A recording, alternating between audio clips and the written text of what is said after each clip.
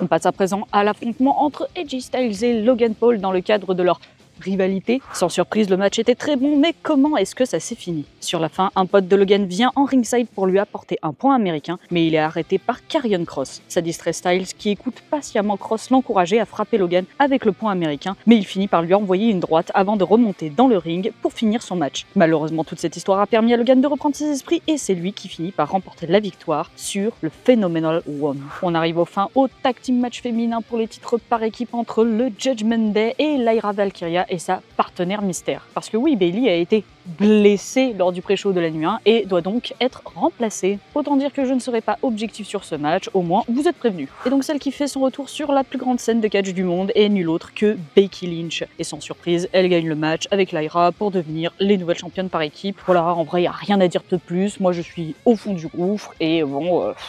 Mais bon, pas le temps de se lamenter puisqu'on passe à présent au main event. Et donc nous terminons cette deuxième nuit avec l'affrontement entre John Cena et Cody Rhodes pour devenir le champion de la WWE. Si le vieux Cena est plutôt dominant dans une grande partie du match, Cody va finir par renverser la vapeur et pas qu'un peu. John Cena a fait un nombre incalculable de Attitude Adjustment dont un du haut du poing et pourtant le champion résiste. Tout ça amène Travis Scott à intervenir, bon autant dire qu'il se prend un Crossroads, mais ça laisse le temps à Cena de prendre la ceinture pour frapper Cody avec. Ça ne fonctionne pas et cette fois-ci, c'est le champion qui a l'arme dans les mains face à un John qui le supplie de l'épargner. Et vous connaissez l'expression, hein, trop bon, trop con. Cody se prend un low blow, un coup de ceinture, le tombé et ça y est, John Cena est le nouveau champion de la WWE. Êtes-vous content de ce résultat, de ce dénouement? Est-ce que vous vouliez voir John Cena avec cette ceinture? Personnellement, c'est assez difficile à dire. J'imagine que ça dépendra de ce qu'ils feront dans les semaines à venir. Et voilà, tu as tous les moments importants du show. Retrouve plus de récap et plus de contenu sur nos différents réseaux.